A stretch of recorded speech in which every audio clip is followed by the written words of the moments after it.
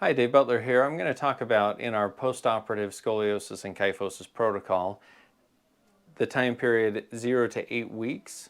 We talk about neck postural training as well as hip stretching. And so I wanted to talk about those two things and how we do those.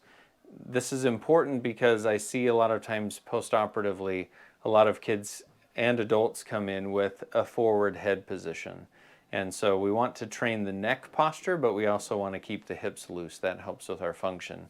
So let's go over neck posture first, and then we'll get into hip stretching. So as far as neck posture goes, what we're talking about with neck posture and kind of like stretching is trying to keep this head we call the bowling ball, well, this bowling ball we call the head, on top of the spine. So if I turn to the side, what we don't want is that the head is sitting forward like this. That creates a lot of stress and strain right where the end of that fusion is. And we don't want to get what's called the junctional kyphosis. So we want to keep that head as much as we can back over the spine. So posture training like this. So we're going to go from this position, not that you're pushing into this position, but you're pulling your head back so that it's centered over your spine. You won't have mobility in the upper part of the back, but that's okay. You can still bring your head back so it's centered over the spine.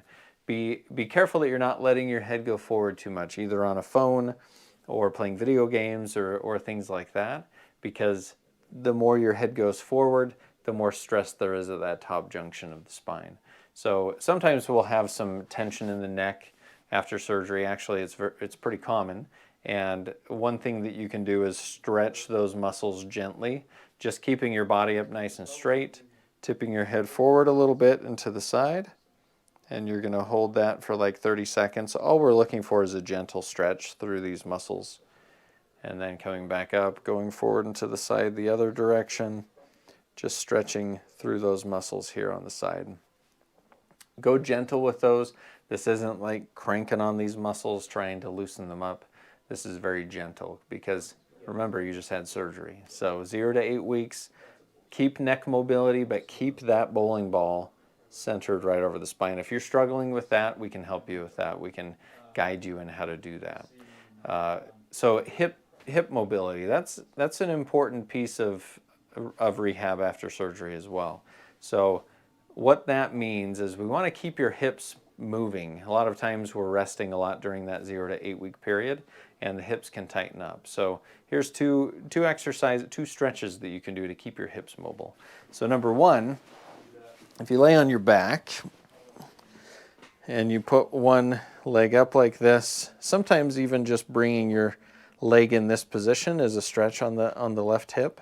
But if it's not, you can do a little bit of a stretch this way, and that helps to stretch. I'll do it on the other side so you can see. It helps to stretch this area of the glutes and open up the hip. Hold that for 20 to 30 seconds and do 2 of those on each side.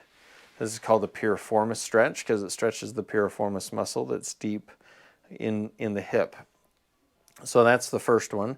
You can go gentle with that. You can even start by gently stretching across, but don't let your hips come off the table because that creates a rotation in your spine. We don't want to rotate the spine like this. We want to keep that pelvis level and then just gentle. So it's probably better to start with this one and see if you can get a stretch on that hip here, pulling up if you need to, but going gentle, just like with the neck. The second stretch is opening up the front of the hip. A lot of times we do a lot of sitting after scoliosis or any surgery really, and the front of the hip starts to get fairly tight. So one way to stretch that is to go at the side of a bed, let one leg go off, and keep the other leg bent, just so that you get a stretch here in the front of the hip. So you should be feeling it here. Shouldn't be back pain with this. And you can just gently let that leg relax and just stretch that. Again, really gentle. We're not trying to stress this too much.